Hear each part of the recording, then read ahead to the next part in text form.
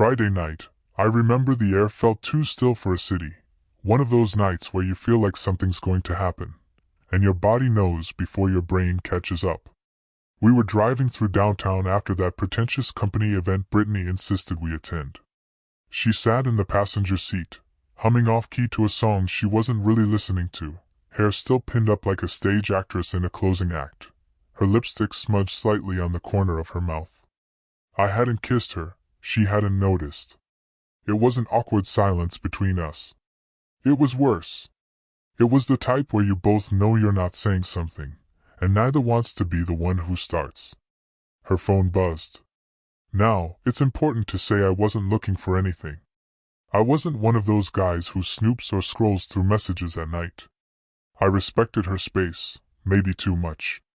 But her phone buzzed hard against the center console, the screen flipping on like a spotlight, and it was angled toward me for a split second. 1 second was enough. It wasn't a name, just a number, local area code. The message preview lit up in a tone I'd never used with her in my life. I can still taste you. That dress was just unfair. Round 2 tomorrow. The breath went out of me like someone cracked a rib, but I didn't flinch. I didn't even look at her. I just let the silence stretch longer, let her keep humming like she hadn't just detonated a mine under our car. I reached out slow, calm, like I was just adjusting the AC. My fingers tapped the edge of the phone, flipping the screen off. She didn't notice, or pretended not to. I didn't say a word the rest of the ride, but I wasn't quiet because I was shocked. I was quiet because I was calculating. My mind split open into 3 separate timelines, one where I pulled over and demanded answers, one where I turned the car into traffic, and one where I waited. I went with the last one.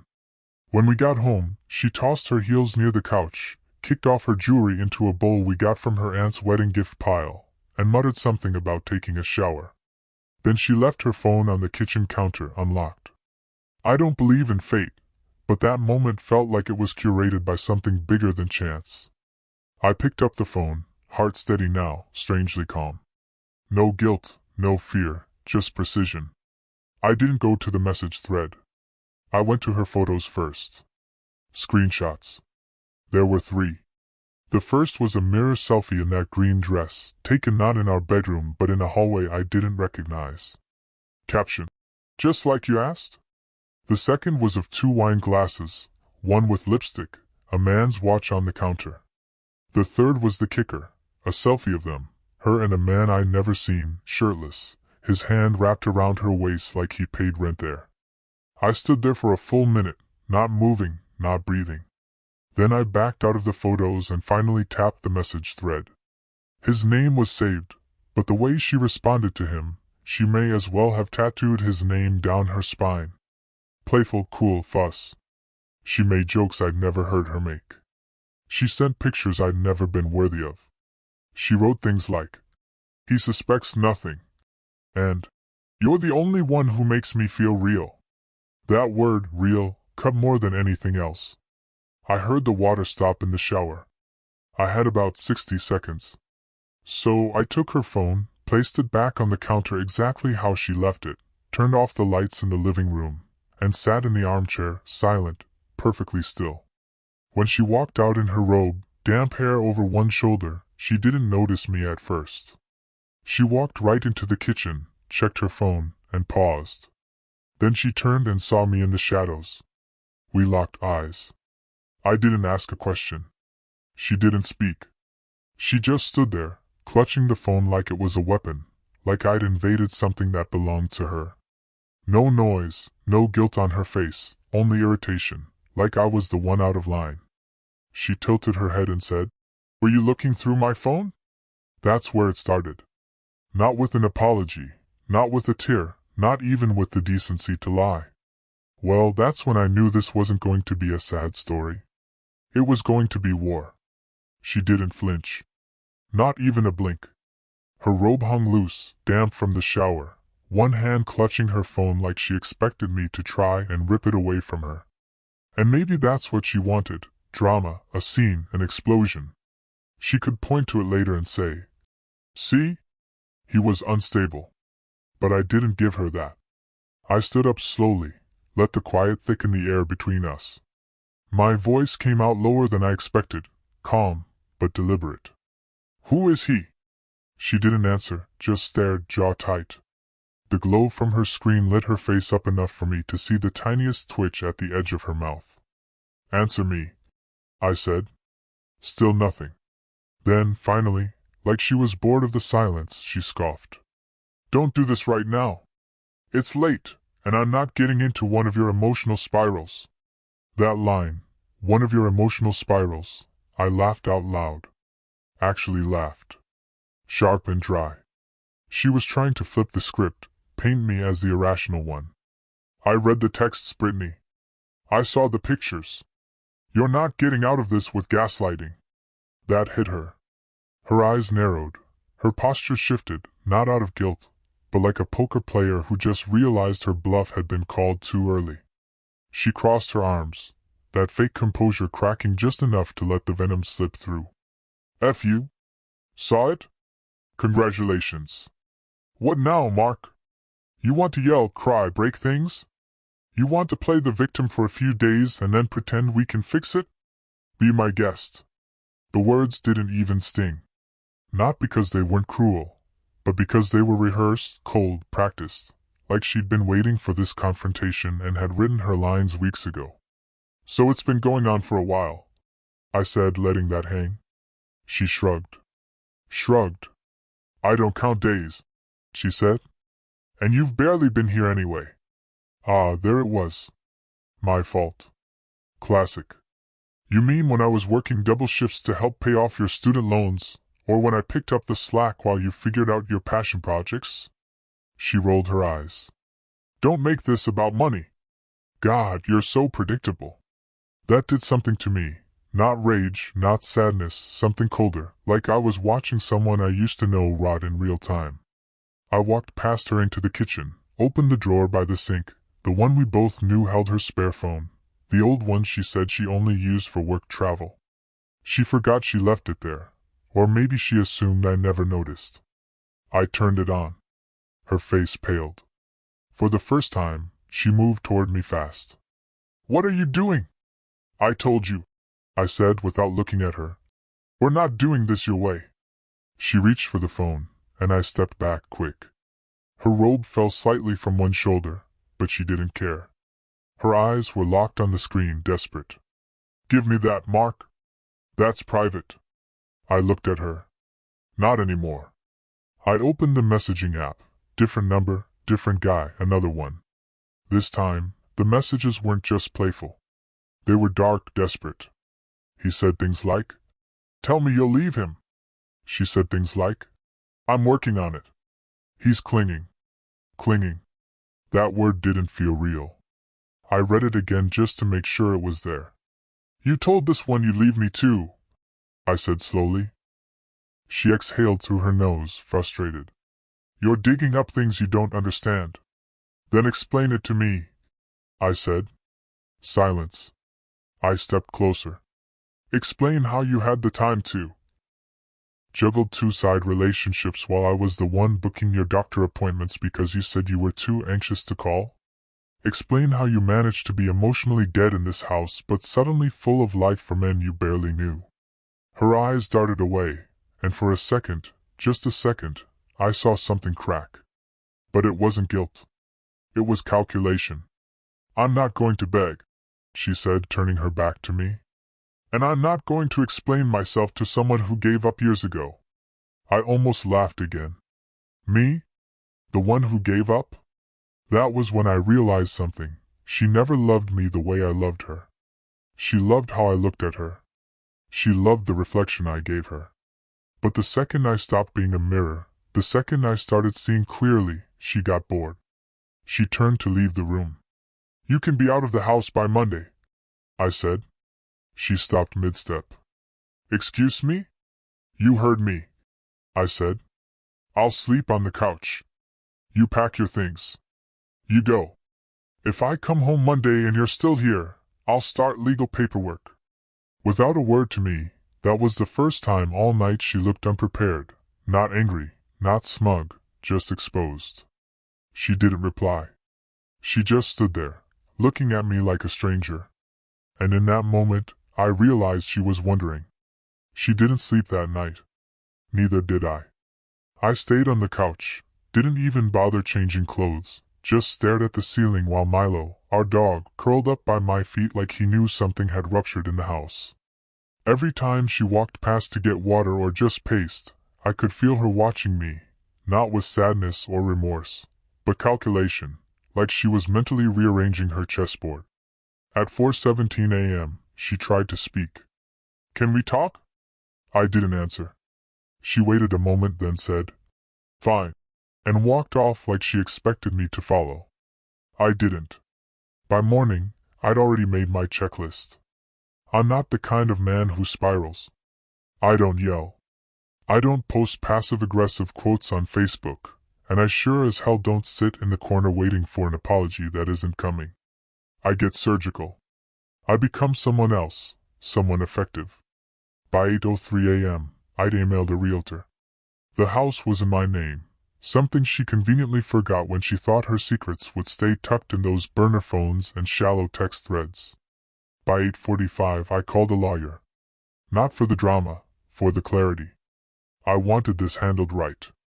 At 9:17 a.m., she walked into the living room, holding coffee in one hand and her phone in the other. She looked refreshed, hair curled, makeup light, like she was heading out. "You're not even going to talk to me?" she said casually, as if we were discussing a canceled dinner plan. I looked up calm. "No." "Why?" "Because I hurt your little feelings?" She smirked. "This is real life, Mark. People cheat. People lie. It's not the end of the world." That line told me everything. She was already shifting into survival mode in her head. She was building a narrative, the cold, distant husband who pushed her away, the woman who felt unloved and needed comfort. A story she could sell to friends, maybe even family. She wasn't sorry. She was strategic. She didn't love me. She didn't even like me. She liked the benefits, the house, the stability, the image. But now I was an expired contract. "Where are you going?" I asked, nodding toward her heels by the door. "Brunch," she said, casual as hell. "I'm not going to sit here and be ignored all weekend." "Who with?" She raised an eyebrow. "Does it matter?" I stood up, walked to the door, and opened it wide. "Then go."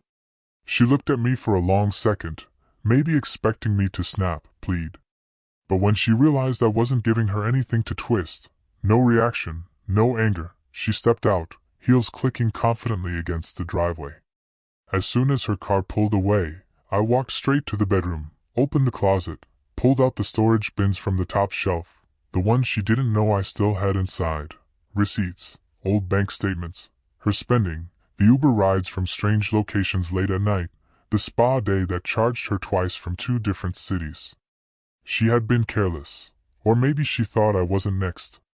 I checked the router logs. I work in IT. She forgets that. She thought private browsing would cover her tracks. Didn't. I traced usernames she made on social platforms she never told me about, found photos, comments, patterns. Turns out, there weren't just 2 guys, there were 3. One in her city, one 2 hours away, one who lived out of state, who she met at a conference. All of them had no idea she was married. She had deleted their names from texts, renamed them things like Samantha, Work, and Dan, HR. The woman had built a full-on ecosystem of lies, a little digital empire of manipulation, and I was the foundation it was built on. At that point, it wasn't heartbreak anymore. It was disgusted. Not even toward her, toward myself, for not seeing it, for ignoring signs because I wanted to believe we were just going through a phase. But the truth? This wasn't a phase. This was who she was. She came back that evening, a little too cheerful, like she had practiced optimism in the car mirror. The second she stepped inside, I handed her a small manila folder, not a big one, just a few printouts. She looked inside. Her face didn't change, but her shoulders did. "This your backup plan?" she asked, voice low. "No," I said. This is me giving you the opportunity to leave quietly with your things. No dragging each other through court. I keep the house. You keep your lies." She smiled, but there was no amusement in it. "You think I'm just going to walk away because you printed out some screenshots?" "No," I said. "I think you'll walk away because I also have video." Her smile faded. See, what she didn't know is the security camera above our garage has a range wider than she thought. It caught more than she realized, especially the night she told me she was staying at the office late and I was out of town. The man she brought over didn't park in the driveway, but he did kiss her in front of the camera at 2:43 a.m. before she snuck him inside. I didn't need to say it. She knew. She sat down slowly, put the folder on the table, and for the first time in all this madness, her voice came out small. "What do you want?" I looked at her, not with hate, not even anger, nothing. I said, "That's exactly what you're walking away with." She didn't respond, not because she didn't want to, but because she didn't know how. That silence, that was the moment I won. The next morning, she was gone. No door slam, no dramatic exit speech, just gone. The closet was half empty, her vanity cleared. She took the clothes that mattered, the shoes she actually wore, her laptop, her travel bag. Left behind, the sentimental stuff, wedding album, anniversary cards, the little scrapbook we made on our honeymoon that I forgot even existed until I saw it lying on the kitchen table like roadkill. I stood there in the doorway, staring at the mess she didn't make, because that's who she really was underneath the performance. Clean, surgical, precise when it served her. If she couldn't spin it, she abandoned it. If it couldn't be weaponized, it became invisible. She didn't even leave a note, but she did leave one thing behind, her second phone, the burner. Not hidden, not smashed, just left on the counter next to the coffee machine, like a parting shot. Like she wanted me to go through it to see how deep it went. Like a challenge. I didn't touch it, not yet. Instead, I sat in the chair she always used when she painted her nails. Just sat there, watching the morning light crawl across the floor like a slow leak. The dog lay next to me, confused. He kept glancing at the door, ears twitching every time a car passed. He didn't understand. Neither did I, in truth, not fully. But I knew what came next. I called her mother. That wasn't revenge, it was strategy. Her mother had always liked me more than she liked her own daughter. If I'm being honest, she'd once told me over Thanksgiving wine, "You're the only stable thing in her life, Mark. Don't ever let her push you away." So I called, not to tattle, not to cry, just to inform. "She left," I said. "Left where?" I could hear it in her voice, the soft dread of a mother who already suspected something was wrong. "She's been seeing someone." "Multiple someones," I said without drama.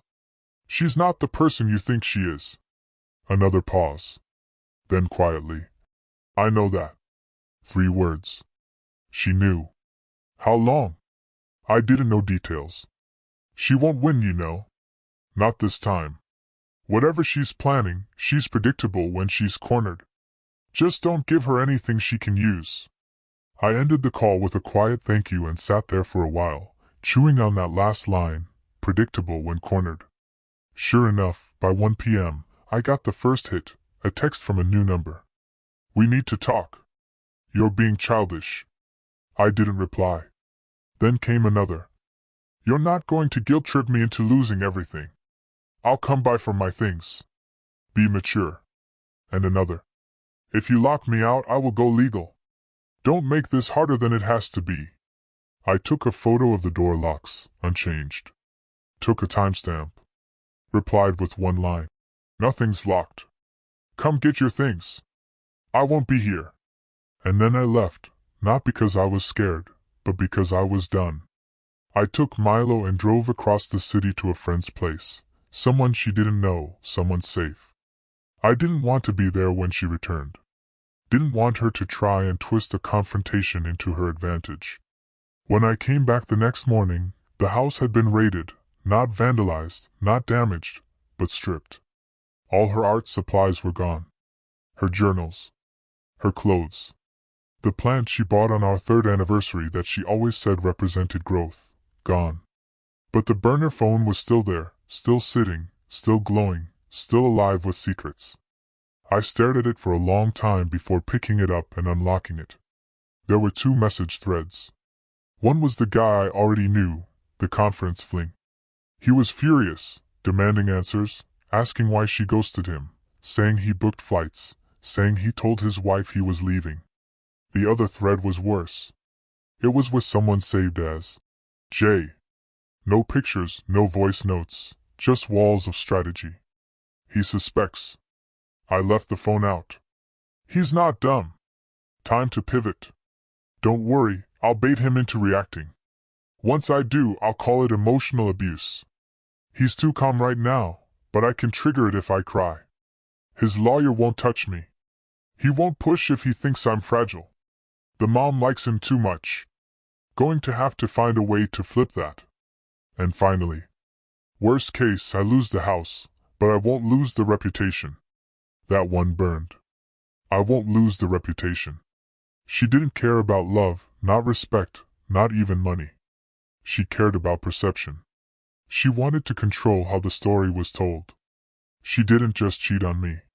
She crafted a narrative where she could. And I realized then, this wasn't the end of our relationship. It was the beginning of her campaign.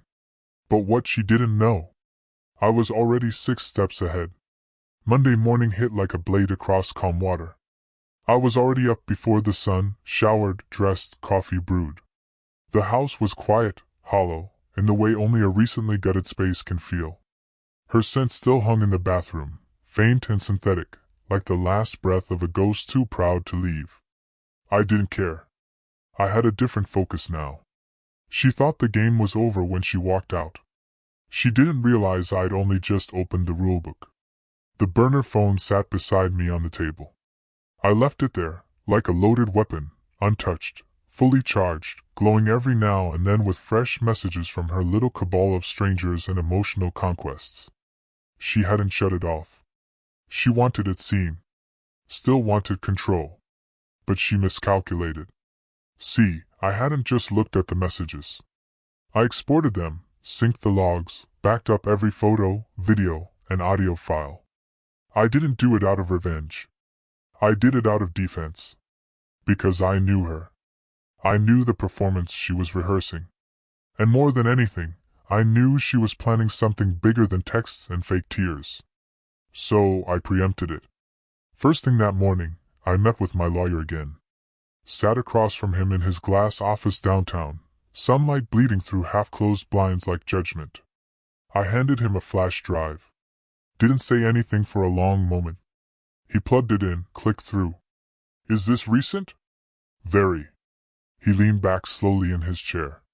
She'll try to play the victim. I know, I said. I just want her blocked. I want the house protected, and I want nothing tied to her name when this ends. She can smear me in stories. I'll drown her in evidence. He nodded once. Let's make that happen. 3 hours later, the first real punch landed. An email from Jillian Mendez, the HR director at Britney's company. Cold and formal. Dear Mark, I've been asked to reach out to confirm that Britney has requested her personal belongings be returned from your residence, as she is currently on a mental health leave of absence. Any communications directly with her may be considered distressing. Please coordinate through me moving forward. I smiled. There it was, the mental health card. Tactical retreat. Victim mode activated. A preemptive move to discredit any future evidence. Smart, actually. Not ethical, but smart. She was building her foundation in silence while she painted herself in grayscale, broken, weeping, surviving. She wanted everyone to believe she was unraveling when really, she was just shedding skin for her next reinvention. So I didn't reply. I sent everything to my lawyer, and then I made my next move. That evening, I sent one email. Just one. To one of the men, not the one from the conference. He was already spiraling, and I had no intention of becoming his therapist. No, Jay, the strategist. The one sending her the playbook. I kept it short. Just so you're aware, she's told the other two men she's in love with them. You're not special. You're a piece on a board she's flipping. Might want to get ahead of that before she takes your reputation down with hers. 5 minutes later, he replied, one sentence. How do you know about me? I responded with a screenshot, her messages, his initials, her timelines. I didn't need to say anything else. He stopped replying. And just like that, her circle began to fracture. By midnight I received a blocked call. I didn't answer. A voicemail followed. I recognized her voice immediately, calm, sweet, slippery. Hey, I think we've both taken this a little too far. I just want to talk. I'm in a really vulnerable place right now, and I don't think all this legal stuff is necessary. Can we just meet, please? Classic Brittany. First, she disappears. Then, she provokes. Then, she pivots to pity. I didn't delete the voicemail. I added it to the archive. The next day, her mother texted me again. She told me you're trying to destroy her. I waited a beat, then replied, did she mention the 3 other men or the exit plan she wrote behind my back? The typing bubble blinked, then disappeared. No reply.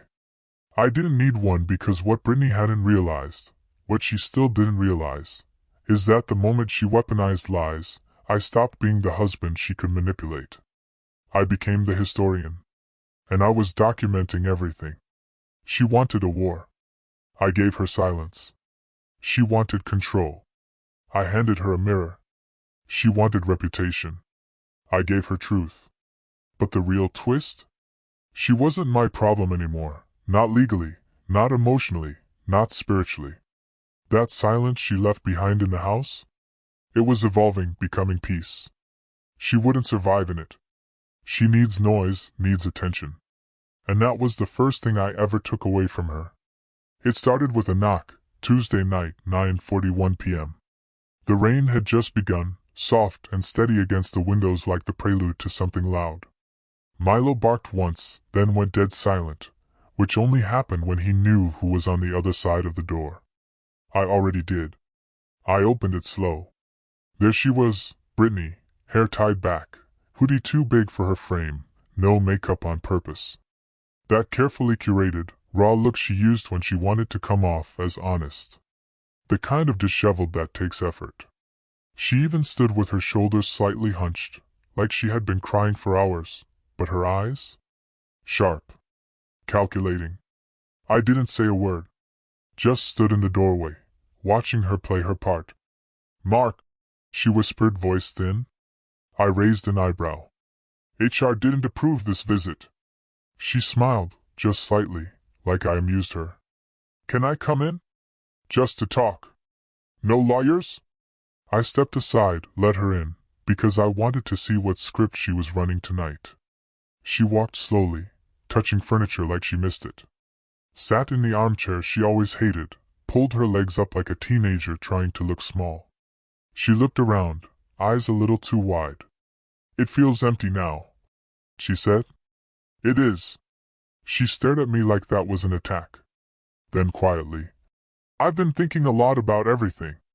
About what I did, and I know I hurt you. I know I crossed lines. I let her speak. I was in a bad place, she said. I felt invisible, like I was screaming and no one was listening. You were always working, always tired. I needed connection. I waited. I'm not excusing anything, but I want to fix this. I want to go to therapy. I want us to rebuild. We were good once, Mark.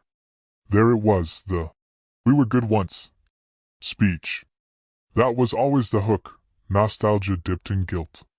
She reached out gently, placed a hand on mine. Please, let's not throw this away. I looked at her for a long time, then I asked one question. Which one of them told you? Her hand froze. She blinked. The crack in her act was instant, beautiful, like watching paint peel to reveal rot underneath. Excuse me? You're not here because you miss me, I said calmly. You're here because one of your men told you I'd been in contact. You're here because you're scared. I came because I care. You came because your house of cards is on fire. She went quiet. You didn't think I'd track the messages. You didn't think I'd find the one you called Plan B in case things with me got too difficult. You didn't think I'd find the fourth guy, did you? Her eyes twitched. There was no fourth guy, not until I said there was, but now she flinched. I knew she knew I knew. You're spiraling, she said quickly. You're inventing things now. That's not healthy, Mark. This isn't you. You're angry, and I get that. But making up stories to punish me isn't fair. I smiled. That's what you're supposed to say. She stood up fast, pacing now, defensive. The act slipping, unraveling like yarn under pressure. You think this makes you strong, humiliating me? You want to ruin my life because I made mistakes, 4 of them at least? You don't know everything, she snapped. You think you do, but you don't. You've got your screenshots in your little folder, like some amateur detective. But you don't understand what it was like being in this marriage. There it was. The real her. The one behind the trembling lip and soft voice.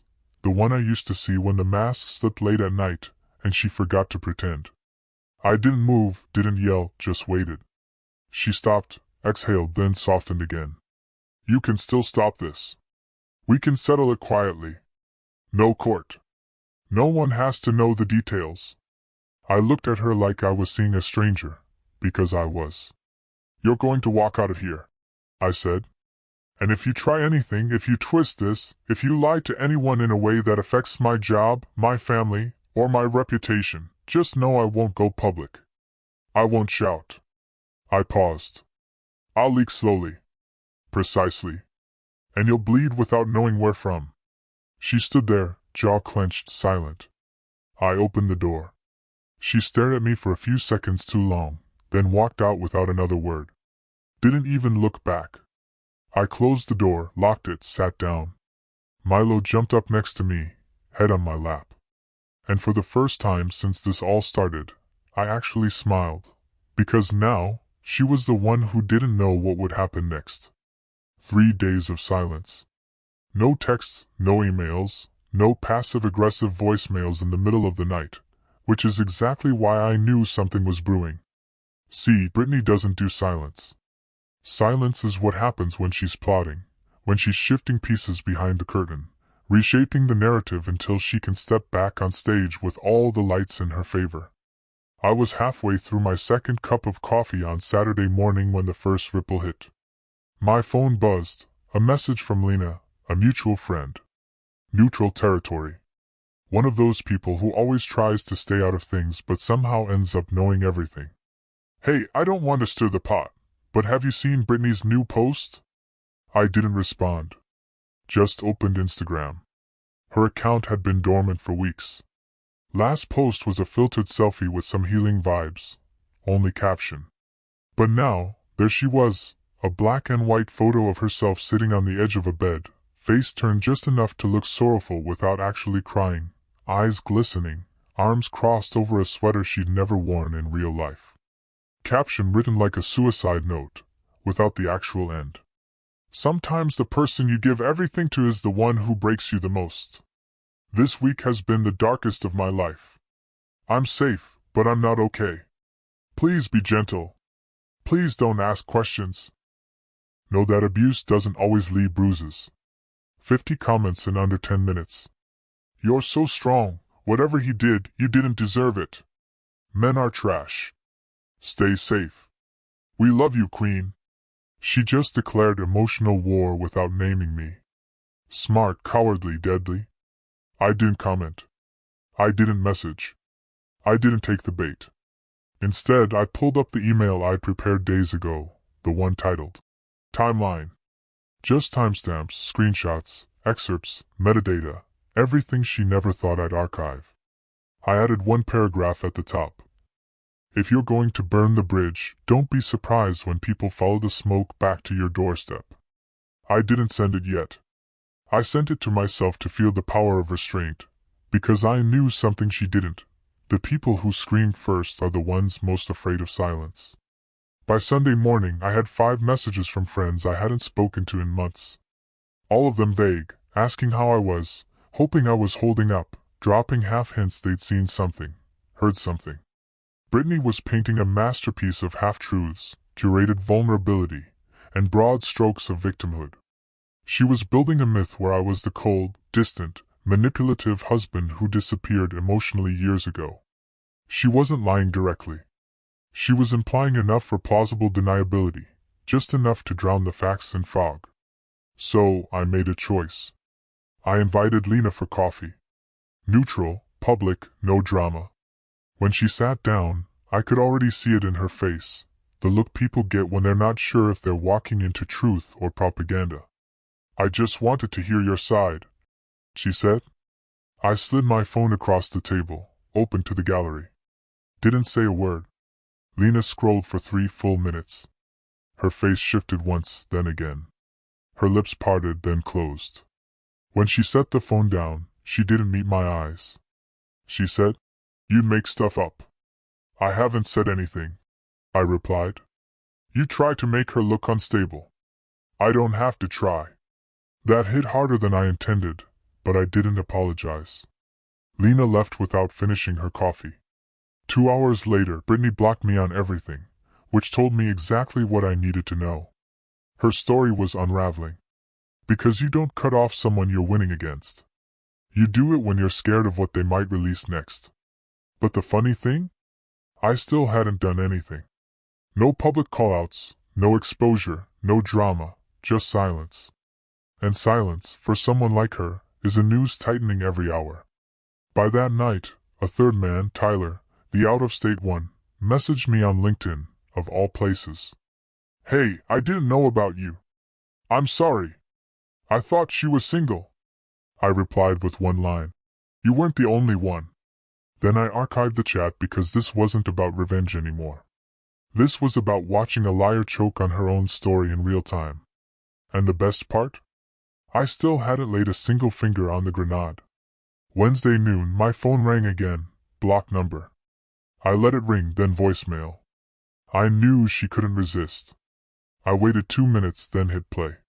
Her voice came through, soft, strained, every syllable soaked in performance. "Mark, I didn't want to do this, but I can't let you keep hurting me. I talked to a lawyer. If you keep trying to smear me, I'll file for harassment. You're making me feel unsafe. This is your last warning. Please stop." Not just a tight little monologue crafted to be saved, clipped, and played back as evidence. She wanted it on record, not for me, but for others. Something to show to friends or HR or, God help me, a judge. That's what this was about now, image optics.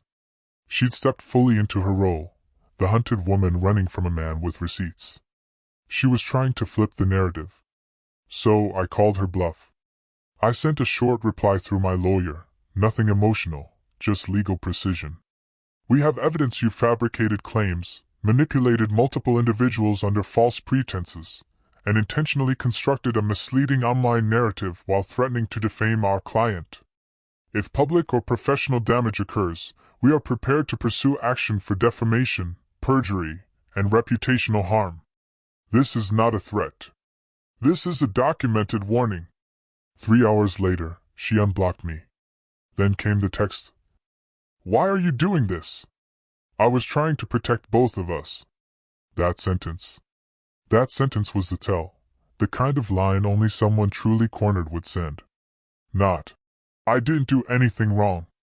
Not, "You misunderstood." Just, "I was trying to protect both of us." Like I was some kind of co-conspirator in her delusion. But she wasn't done yet. That night, she made her final desperate move. She posted again, different platform this time. Facebook. Wider audience, family, friends, coworkers. This time, she tagged no one, just a long, whining post titled "My Truth." I read every line twice. She didn't name me, of course. That's the trick. But every sentence was a weapon aimed directly at the space I used to fill in her life. She wrote about narcissistic control, about gaslighting, about having to rebuild from emotional ash. She described how she escaped a man who slowly erased her, how she walked on eggshells in her own home, and how she was finally learning what safety felt like. Hundreds of likes and comments piling in. So proud of you. He doesn't deserve your light. You're a warrior. And then I got the tag. She didn't mean to. She slipped. Someone in the comments tagged me, asking, "Is she talking about Mark? Didn't you two just have an anniversary?" And I didn't have to respond because others did, quietly, deliberately. A cousin. A colleague. A woman from her yoga group. "You might want to ask her about the guy from her work." "Wait, I thought she left him for someone else?" "Funny. She told me she cheated because he was too boring. It wasn't much, just enough. Like a slow, steady leak through the bottom of a boat that looked perfect from above." She deleted the post within the hour. Then came the real kicker. Her lawyer reached out. Suddenly, she wanted mediation, friendly terms. She's willing to forfeit claims to the property, only wants to retain her personal items. Translation? She was waving the white flag. Because Brittany didn't care about truth or healing or justice. She cared about keeping the stage. And the moment people started turning their heads and whispering off script, she panicked. She burned the character she created, and what crawled out of the smoke was someone no one recognized, not even her. I poured a drink that night, sat on the porch with Milo, listened to the wind. Didn't feel triumphant. Didn't feel broken. Just clean. Lighter. Because she detonated the whole show in the middle of the spotlight, and no one bought the standing ovation. It came quietly, no door slam, no grand re-entrance. Just a photo sent to my phone at 6:12 p.m. on a Thursday. Milo sitting on her lap in a park. I recognized Jefferson Green, 3 blocks from our house. No explanation. Just the image. I stared at it for a long time, not because I didn't understand it, but because I understood exactly what it meant. She wanted to remind me. I could still reach Milo. He had been in the backyard earlier. I'd let him out like I always do. Our gate locks automatically, but lately, the latch had been loose, and I'd been meaning to fix it. She knew that. She counted on it. She waited until I slipped just once, and she took him. I called her immediately, straight to voicemail. Noise. Then I got the second text, "Let's talk. Just you and me. No lawyers. 1 hour. You know where." I wanted to scream, not because of the threat, but because of the precision. Brittany knew exactly which buttons to push. Not money. Not property. Not even reputation. Attachment. And this wasn't an accident. This was psychological warfare with a leash. So I drove. Didn't text. Didn't threaten. I just grabbed my keys and went, fussed, controlled, silent. I didn't want an audience for this. Jefferson Green was nearly empty. A few joggers, a kid with a bike, someone's grandmother feeding squirrels near the bench. And there she was, same hoodie, hair up in a bun. Milo sitting next to her like he belonged there. He perked up when he saw me. She didn't move. I walked up, stood 2 feet away. "You took my dog." She looked up, expression calm, legs crossed. "Our dog." I didn't speak. She reached down and scratched behind his ears, like this was just some shared custody visit we'd agreed on. "I missed him," she said softly. "And I missed this," she added. The last word hung in the air like poison. "Give him back." "I will," she said quickly. I wanted to see if we could talk one more time. No anger, just truth." I sat down, but only because standing made me feel like I was about to snap. "I know what you think of me," she said, eyes forward. "I know you've made up your mind, and maybe I deserve it. But you weren't innocent either, Mark. You never were." Here it came, the rewrite. "You emotionally checked out long before I did anything. You were always working, always tired, always gone. I was alone for months. I tried to talk to you, but you always shut down. So yes, I looked elsewhere. But I never meant for it to explode like this." I didn't respond, not because I didn't have 1,000 things to say, but because this wasn't new. It was just an echo, a final spin of the wheel. She kept going. I know you have the upper hand now. Everyone's turning. They're whispering. I see it. I feel it. I know you could destroy me with what you've got, but please don't let me leave with something. Let me leave with dignity. I turned to her slowly. Is that what this is? You think I want revenge? She didn't answer. I leaned in just slightly, not aggressive, not loud, just enough to speak clearly without anyone hearing. I wanted truth, Brittany. I wanted clean separation. But you wouldn't allow that. You pushed. You lied. You staged breakdowns, post stories. You used sympathy like a crowbar. You tried to flip everything so I'd look like the monster. She looked away, jaw tight.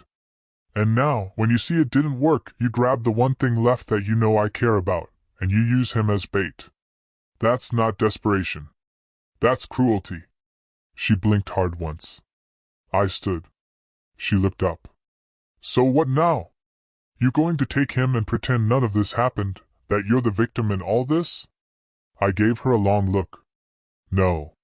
I'm not going to pretend anything. You can scream your story into whatever hole you're sinking into, but I'm done holding the rope. Then I snapped my fingers. Milo leapt off the bench and ran to me without hesitation. She didn't follow. Didn't argue. Just watched, mouth pressed shut. I clipped his leash, turned, and walked away without looking back. Halfway to the car, she called out, no anger, Nim, just a question. Do you still love me? I didn't turn around. Didn't break stride. I just said, I don't even know who you are. And I meant it. Because whatever mask she wore when we met, it had finally crumbled. And what stood behind it wasn't love. It wasn't even hate. It was hollow. One more part left dotted. Strange how quiet endings can be. You brace for explosions, for the final scream, the shattered glass, the door slams so hard it leaves a scar in the drywall. But sometimes it just ends. No fanfare. Just two people standing in a house that used to echo with laughter and now barely recognizes the sound of their breathing. 2 weeks passed. No messages, no visits, no more performances from her social media stage. Her last post vanished. Her accounts went private. Mutuals fell silent. Even her mother stopped reaching out. Whether that was guilt, shame, or strategy, I didn't know, and I didn't care. The final legal documents came through on a Wednesday. Clean. Clinical. Everything divided exactly how it needed to be. She didn't contest the house. Didn't ask for alimony. She just wanted out, not because she wanted to disappear, but because she wanted freedom. Freedom to rewrite everything. I signed, sent them back, and with that stroke of a pen, the name I had whispered across pillows, called down hallways, mumbled in sleep, and shouted in arguments, it stopped being mine to say. Brittany was now officially someone else's. To unravel. The strange part? I didn't feel relief. I felt nothing. Not numbness. Nothingness. Like a room finally cleared of smoke, too clean, too empty, too aware of how long it had been filled with something toxic. I packed the last of her forgotten things, an old scarf, a cracked phone case, a charger that wasn't mine, and left them in a box at the edge of the driveway. Didn't tell her it was there. She didn't come for it. The box stayed there for 3 days. Then it rained, and I didn't move it. Because that was all it ever was in the end, just soaked fabric, cheap plastic, and cables that no longer fit anything. A month later, I bumped into one of the guys, not the out-of-state one, not the married one, the local one, the one from the office. I was at the grocery store, milk, bread, some frozen pizza, basic survival mode groceries. He was ahead of me in line, didn't see me at first. Then he turned and froze. He was thinner than in the photos, paler, tired. His eyes held that look I used to see in the mirror. What just happened to my life? He opened his mouth, then closed it, like he didn't know which version of the story I had. I nodded once. He nodded back. That was it. Not a word, but we both understood. We were never rivals. We were witnesses. I've learned to live in the quiet now. Milo and I take walks every evening, same route, same time. He never pulls toward Jefferson Green anymore. He's forgotten. Or maybe he just doesn't associate that place with anything that matters. The neighbors ask sometimes, "Where's Brittany?" I just tell them we split. No details. Because the truth is, she didn't destroy me. She didn't break me. What she did was something worse. She revealed herself, and in doing that, she forced me to see what I'd been clinging to all those years. A shadow. A story I told myself about who she was. And once the story fell apart, there was nothing left but a hollow shell with sharp edges. Would I do anything differently? Yeah. I'd listen more. Not to her. To myself. To the way she made rooms feel colder when she entered, to the lies that came wrapped in soft words, to the excuses that left me feeling guilty for not being the one who cheated. I'd tell the version of me from 2 years ago, "You're not crazy. You're not too sensitive. You're just waking up." And if you're reading this because you're in the middle of something similar, because your gut is screaming and the world around you is pretending everything's fine, I'll tell you the one thing nobody said to me when I needed it most. When someone lies to you that easily, that beautifully, that often, it's not because you're hard to love. It's because they are incapable of loving without control. Let them go. Let the story burn, and when the smoke clears, don't look for what was lost. Look for what you finally made room for. I did. And peace showed up right on time.